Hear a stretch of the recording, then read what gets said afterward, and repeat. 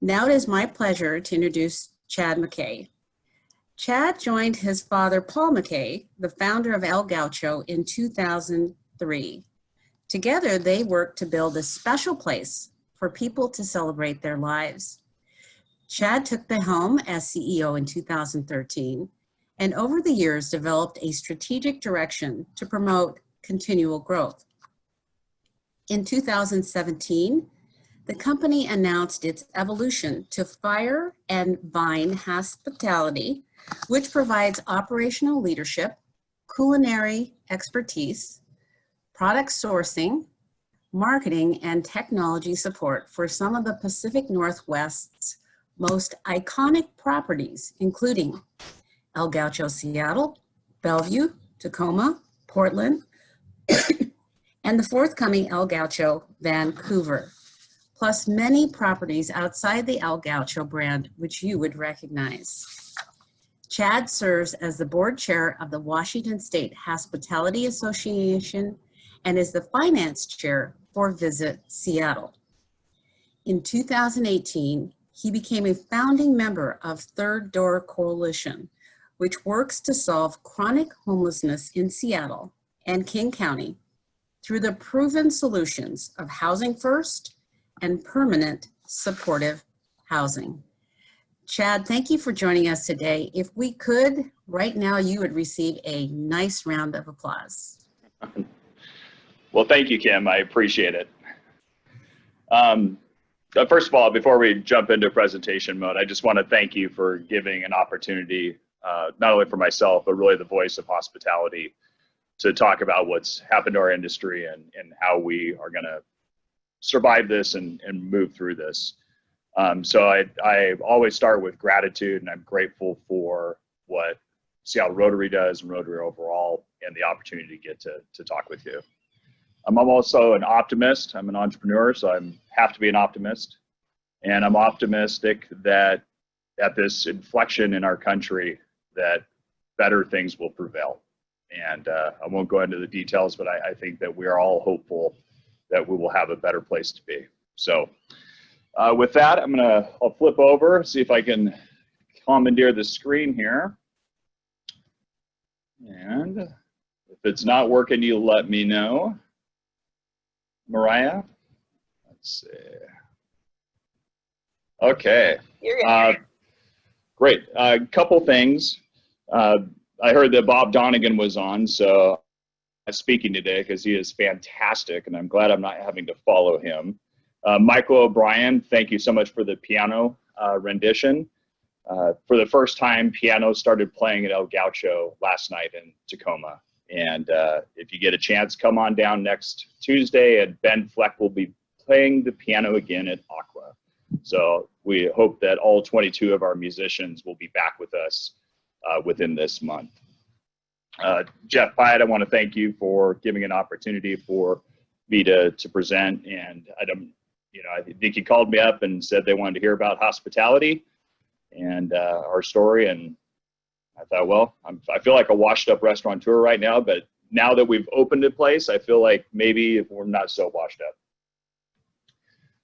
So I just wanted to give you, I think, what an insider's view of trying to get through this as a family business, and also as the chair of the Hospitality Association. I'm no longer the finance chair for Visit Seattle. I am still on that board. I was past finance chair. We used to say we're just under 500 people and about 50 million in revenues, and that has dwindled down. So we'll do the pre-COVID state. So I'm going to give you a perspective both as an owner and leader of our business, and then also from the industry side. Probably put a little too much information on here, but wanted to at least give some background. As going through this, I really broke it down into four phases for us in the industry, and one was kind of the shock phase. The next would be the survival, the fight to figure out how to get through, and then this idea of dry dock, and I'll explain that, and then relaunch, the rebirth, and how do we come out of this. And so the left side is going to be Fire and Vine, and the right side will be the overall hospitality industry. And I mean, I think the main thing is we actually were off to a great year. I mean, for both of us. And then something happened. I mean, there was this COVID thing going on, or SARS-3 or whatever, you know, there's just kind of off in the distance. And then all of a sudden we had a death in Kirkland, and revenue dropped 40% for us, like immediately. And it was super reminiscent of another date, which is September 15th, 2008, which was when Lehman Brothers collapsed. And so I knew that something was coming. And as we started looking at things, we realized we had to do some layoffs. We had to shrink our group. We did that within a week on that Thursday, March 5th. And by the Monday, my team confronted me and said, Chad, we're not going to make it. Like, it is just rapidly unwinding. And the best course of us is to shut down our operations and wait out the storm. By March 12th, we did a Zoom call with I think we had over 300 team members on a Zoom call, and that was probably the toughest day I've had in my life so far, to tell 465 people that we were no longer going to be operating after March 14th. We closed our operations on the 14th. It was the last night of service. And then on the 16th, the governors shut down restaurants both in Washington and a day later in Oregon. And I had a lot of people in Portland who were shocked that we were closing our restaurant there. And I just don't think they understood what was coming. I was actually on a call with another group out of one of the mountain resorts that we've been talking to, and they were like, "Oh, you poor people in Seattle." And I'm like, "No, you don't understand. This is coming to you too." And within a week and a half, obviously the entire country was basically almost entirely shut down. On the hospitality side, if you looked at the overall industry, it was like, we're going to have a great year. We've got record cruises. We've got all this stuff going. But Boeing has been faltering. Deliveries are starting to impact. And then March 4th, Amazon, Microsoft, others announced they're not going to come downtown. They're not going to their buildings. We called an emergency executive meeting and learned that, sure enough, the governor was going to be closing down operations. And that began the Hospitality Association's work on unemployment benefits and how do we get our people covered, because we're not going to be able to sustain. So then we moved into survival mode. And really the main thing here is cash is king. How do we hold on to our money? Because we did not know how long this was going to be. I thought it was going to be maybe a month. It wouldn't be 2 weeks, but a month. I had no idea that it would be 3 months that we'd be closed. In the meantime, we're doing everything we can to get our people on unemployment. As Bob knows, and many other on this call, the system was a mess. They had not kept up. And then we really worked for that first 2 weeks on the unemployment side, getting people on. And then we started applying for everything, right?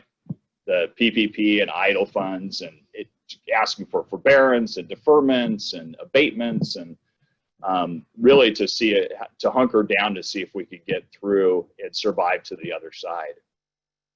We did not get funding in the first round of PPP. We'll talk about that later. And that was crushing, because felt like it was a lifeline that slipped away.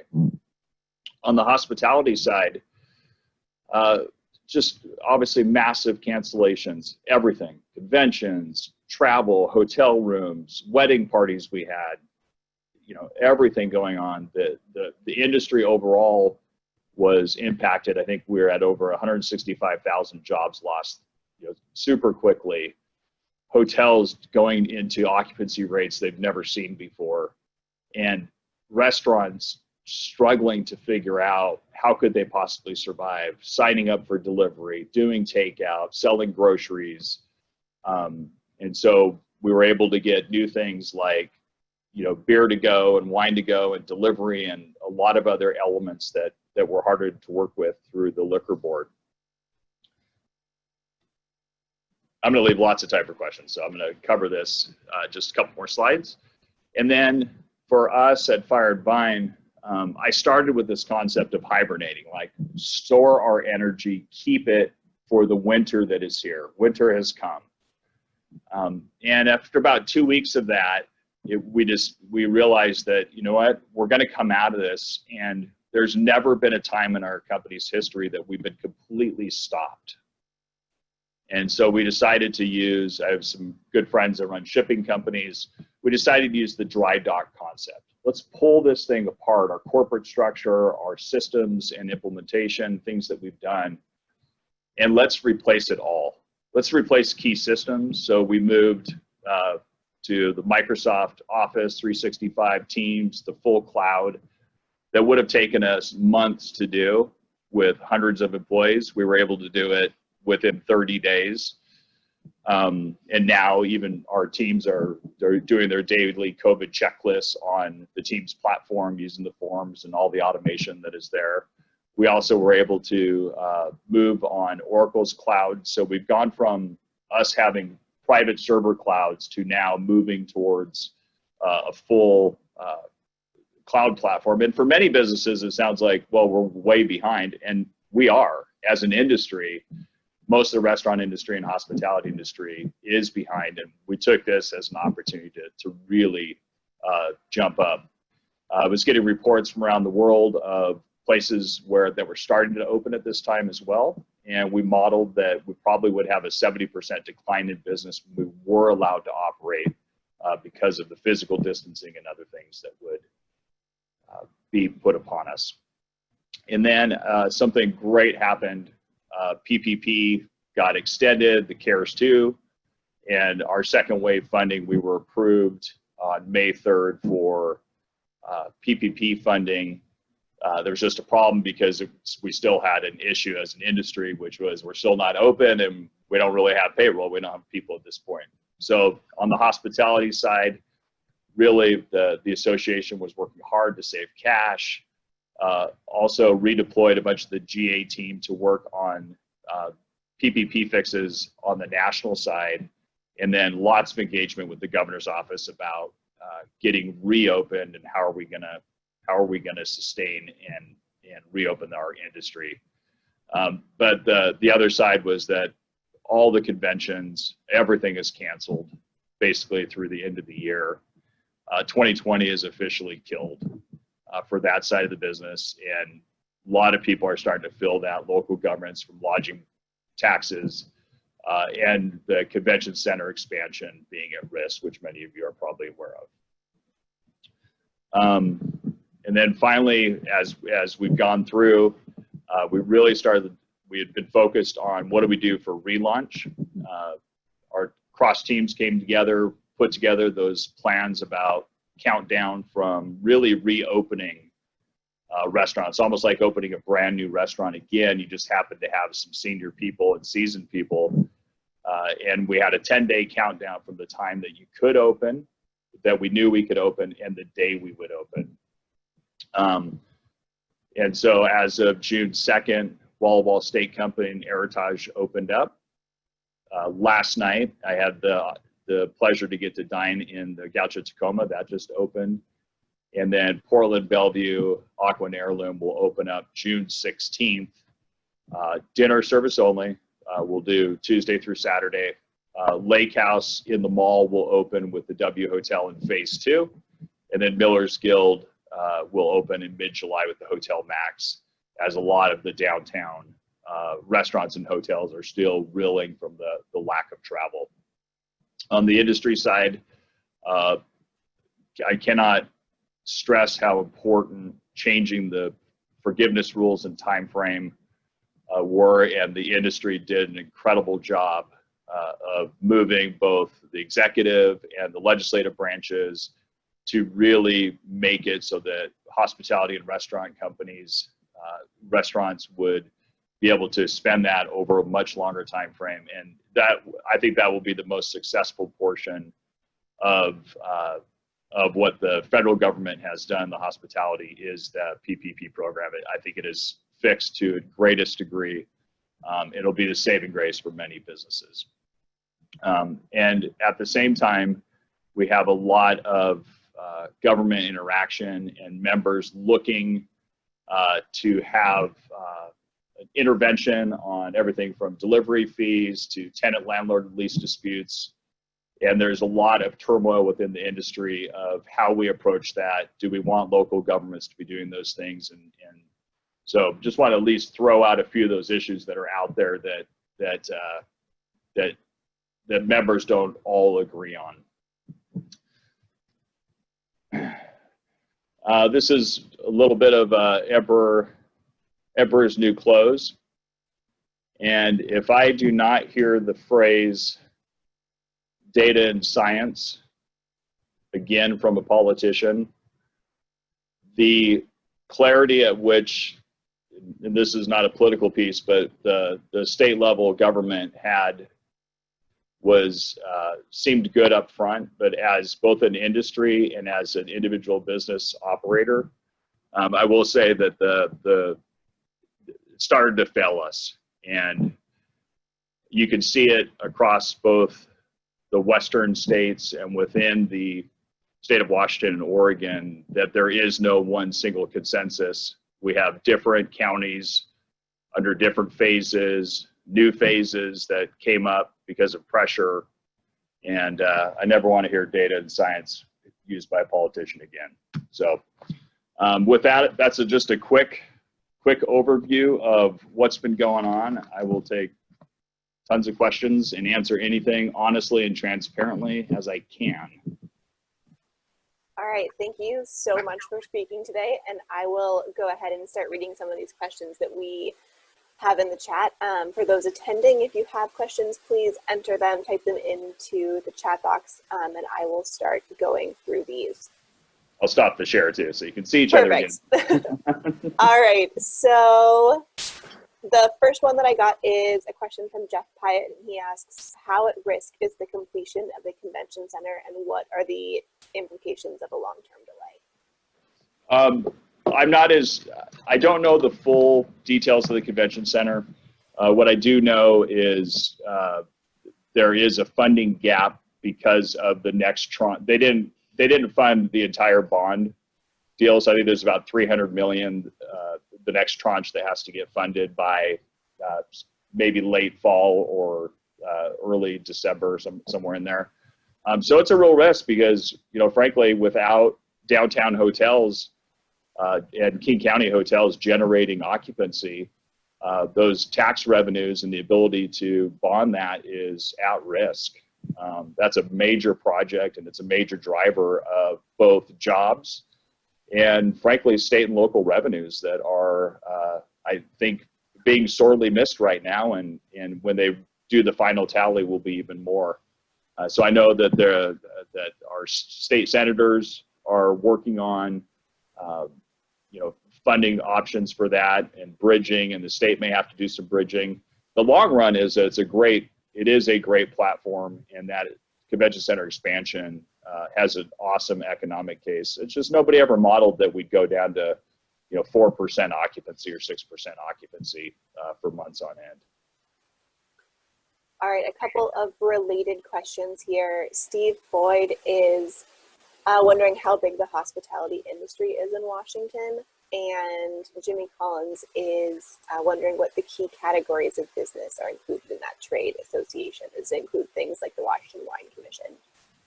Yeah, so I have to get don't have the updated numbers. About 300,000 would be in the hotel and food service sector, so restaurants, different lodging. So it's the #1 private sector employment sector in Washington State. The Washington Wine Commission, they would not be part of that, but some of the wineries and some of the others are, because they are major tourist destinations, and we closely work with the Wine Tourism, Wine Commission, the Beer Commission to promote Washington destination dining, hotels. Anywhere people want to eat and stay, we are there to support. All right, question here from John Kilpatrick. He's wondering, it's hard for me to believe that restaurants can practice social distancing and still cover break-even costs. In short, are you in a position of reopening and losing more money by being open? Yeah, so a couple things. One, I want to break down a phrase that we don't use in our company, and that is we don't practice social distancing. We practice social connection with physical space, with the physical distancing. And so the 6-foot rule is a really difficult place for restaurants to be, especially a lot of the small bistros and some of the other places that are really tightly packed are gonna have difficulty.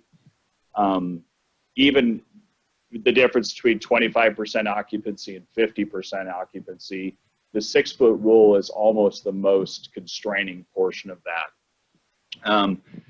You know, frankly, we have had to change our model. So we are no longer running lunch, right? We are no longer doing dinner on Sundays and Mondays. We stripped down the management team and structure to run a Tuesday through Saturday simplified operation in the sense of the fixed expenses that would occur. We've had great landlord partners that have been flexible in moving to percentage rents and helping us in a transition phase while we do have depressed revenues or the potential of depressed revenues. I had a chance to talk to Ed Hindy out of Taste of Texas out of Houston about a month ago, and Houston had just opened up with 25% occupancy restriction. And within 3.5 weeks, even with all of the physical distancing that occurred in the restaurant, they were actually at 80% of their numbers from prior year, which gave me a lot of hope that we just had to be better operators. We had to manage our books. We had to use wait lists, reservations, and that because there's a restriction out there, there's less tables, there's just less places to go. So for those of us that do open, there's incredible demand for people to leave their homes, to go do something. And as long as we're operating in a safe way, we believe that we have redone our models so that we can operate at 30 to 40% of our previous business and do that at least at a break even. Our purpose in our company is we revel and celebrate life. And we modified that or just added, which is to get to reopening, we wanted to greet the familiar faces of our guests with the familiar faces of our teams in a safe and financially sustainable way. And that's what we basically have been building in our opening too. So it's not going to be easy, don't get me wrong. But at the same time, what else are we going to do? So again, there are some great landlords out there that have understood that our sector has been just hammered on, and those long-term partnerships have really paid dividends just to go to percentage rent and to help us get through this next probably 6 to 9 months or potentially a year. All right, next question then is from Faith Ireland, and she's wondering, if you don't want to hear about data and science from politicians again, what would you like to have them rely on instead? Okay, so I will preface that because because we obviously I've had an insider view to how the couple different state governors have worked. If you notice, the Governor Inslee's dashboard is gone, replaced by King County, which I think is doing an incredible job of actually using numbers and telling you exactly the benchmarks. The governor's dashboard never actually had anything behind it. We could never get what the real numbers were and how those were generated. But they would just say data and science, that's what we're going at, that's what we're doing. Please wash your hands. So as an industry that was looking for the actual counters and the indicators, there only seemed to be one that really mattered, and that was the number of COVID cases, and that was it. And so that's what we started tracking and just following, and then every time those started to go that next phase, that seemed to be the main indicator for the state. So I am a total believer in data and science. I don't like when it's misused and that people are attacked because a politician hides behind data and science as their justification without giving you what it actually is. Especially when, yes. So hopefully that answered that. Thanks for that answer. Yeah, absolutely. And by the way, because where's the data on 5 people dining in a restaurant together versus 10 in Oregon? Tell me the science. right? Because that was a totally arbitrary number. Every state, every county, you know, has had an arbitrary number. So that number came out of the blue as an association working directly with the state governor. And again, I'm just telling you, an insider's look, we were shocked by that number because a lot of states chose 6, some chose 8. Some, I mean, 5, I can't even, my extended family can't even go out together. All right, shifting gears then, we have another question here from Heather Fitzpatrick, and she's wondering if you can talk a little bit about the Third Door Coalition's work to address the chronically homeless segment of the population, and how will the economic downturn impact that work? Yeah, so the Third Door Coalition, Sarah Rankin and myself started that just about 2 years ago, and it was what we call an unlikely pairing. We had Sarah is a civil rights attorney on homeless advocacy at Seattle U. She would typically sue business groups like ours for Visit Seattle and you know, panhandling laws and camping laws and all that kind of stuff. And she had done a presentation that had optimism and hope that we actually knew how to deal with chronic homeless, and that was to actually just house them. These were people that had been on the streets for more than a year, that had disabling conditions that are both substance abuse, legal and illegal, as well as mental health. Most suffered from mental health and then a codependency of other things, as well as chronic health issues. As a city, we had been doing some stuff, and as a region, but it really, starting in 2005, that divergence between housing the chronically homeless and leaving them on the streets just took off, and we saw them grow and grow and grow. This is what most people think is homeless people, is the chronically homeless. They're super expensive to leave on the streets, and Malcolm Gladwell wrote an article back in 2005, I believe, that talked about $1 Million Murray, that was more expensive to manage the problem than to fix it. To leave somebody on the street, put them in jail, put them in the hospital, shuffle them around. You spend quite a bit. I mean, I think it's 3 days in Harborview, 1 month in jail, or you could pay for an entire year of housing somebody. These are people that our average age is 52 years old. They've got disabling conditions, and leaving them on the street is both inhumane and makes no financial sense. So we put together a group to study that, look at how many we could build across King County to get them off the streets, into housing, into safety, to get them connected to social services, mental health, get them on Medicaid, get them into healthcare system through that portion, and do it using some of the business sense, doing it faster, cheaper, and that's, so we released a plan, and it's the thirddoorcoalition.org if you want to know more. All right, thanks so much. Another question here, I'm going to combine a couple that are similar again from Heather and Charlie. They're wondering, have you had to change your menu offering significantly, and do you see any of the changes that you've made during the pandemic sticking around in the future?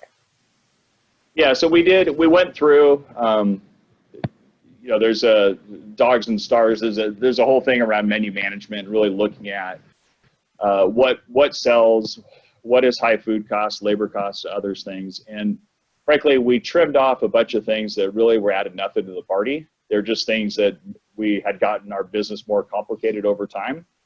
We re-looked at our line and looked at the fact we were going to have to space people out a little bit more, have a little less cooks on that line. And so we did trim down the menus, about a third of the items, and most of them you probably wouldn't even have missed. So again, those were just little extra things. I think at the end of the day, when we started 6 weeks ago looking at how we would reopen, we thought we were going to really have to stop doing a lot of things, and we actually figured out ways to continue to do table sides, continue to do the touches. And I think our goal was to have it be that when you came in, you still felt the restaurant that we've become, that there'd be a little more space, there'd be some visible signs that things are different, that we've taken extra precautions, but that at the end of the night, you would just feel like everything feels like it did before, except the server's got a mask on. And that's really what we've strived for. And so I think I experienced that last night and was really pleased with what I saw, and having people feel good. So, you know, the mask thing's going to be with us for a while, so we're just getting used to it. All right, question here from Lynn Lindsay. She's wondering, what do you view as the main catalyst to bring people to downtown Seattle to eat out? What's the main catalyst? Well, there's two things. One, half of everybody that dines in my restaurant in downtown comes from out of town. And so there's the region, which is one piece, but then there's business travel, conventioneers, cruise travel. And we're going to miss a big chunk of that this year. So the rest of it is, hey, let's talk staycation. Let's talk about getting out of, you know, maybe you're in a suburb, you've had some great restaurants, but come back and see the vibrancy of downtown. Come back and experience that which is here, because we still have an amazing city. We have an amazing collection of restaurants. Lots of restaurateurs are opening up, and especially by phase 2 will open up. And you know, the vibrancy of the city is not lost. It just got a little lonely for a while.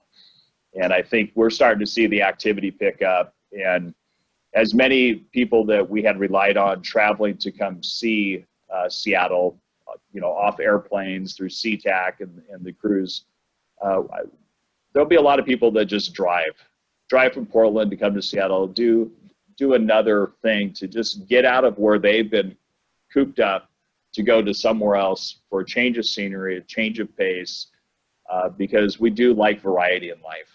And the city is a great variety for those that are not here all the time. The country, like Heritage and Wawa, is great variety for those that are stuck in the city. And so I think we're just going to, you know, welcome anybody who wants to come enjoy downtown Seattle, downtown Bellevue, Tacoma, and wants to escape their life for a little bit, come out, dine with us, and make some new memories. All right, I think we've got time for one or two more questions. So looking back, I've got one from President Kim wondering what the status of El Gaucho Vancouver is, the new property that you had originally slated to open in 2020. Yeah, so the construction had slowed down. So the rules for construction have put all of those things just on a slightly longer process. So the El Gaucho Vancouver project, which is in Vancouver, Washington, the waterfront with the Hotel Indigo, will open. We're permitted. We'll begin construction and open with the hotel, and that will be, it looks like April 2021 will be the date for that. And then we have continued on our Union Stables build out for the new El Gaucho Seattle space. So that will be ready to go about mid-September. So it just delayed those things. And the original idea for Vancouver was to open prior to the hotel, to be able to get the team up and running before all the holiday parties. And with the delay and with the fact that we don't know what the status of holiday parties in, we're like, let's just push it to 21. We'll be good. No hurry. All right, and then let's have this be probably the last. That was Vancouver, Washington, by the way, Howard. Good clarification. Yep, down on the water, which is beautiful. All right, so last question here from Paul Tsai is, how has the use of social media and internet marketing changed as a result of the pandemic? Of the COVID? Or, good question. I think most of what the team's been doing is just trying to, keep people, letting them know that, hey, we're still alive, we're still doing some stuff. We had some fun activities. I think it's less the social media. I think we've had a couple of events that we've done, virtual wine tastings and wine dinners. And I think that has probably changed more than the social media components, and even how we deal with our teams. By the end of next week, every frontline employee in our company will be on Teams. So the ability for me to do direct messaging, record a video, deploy those things. As hard as that March 12th call was to announce our closure, was also in a time where we couldn't not everybody could gather in one place because we're geographically dispersed. I realized the power of the video and that platform, that to me was better than social media, because it gave me a face, it gave me people I could call out and thank them for their service. And I think some of the things about social media is that it's still too, it's like people that drive in a car and are yelling at each other and honking, right? It's just too impersonal. Whereas this is more personal. I like seeing your faces. And so I don't know if that answers that question, but I'm not a big social media guy. I love social. I love people and I love connections. That's why I'm in this business. I'm not here because I love computers. All right, thank you so much. I think I will hand it back to Kim now. Thank you, Mariah, and thank you, Chad. And remember to wash your hands.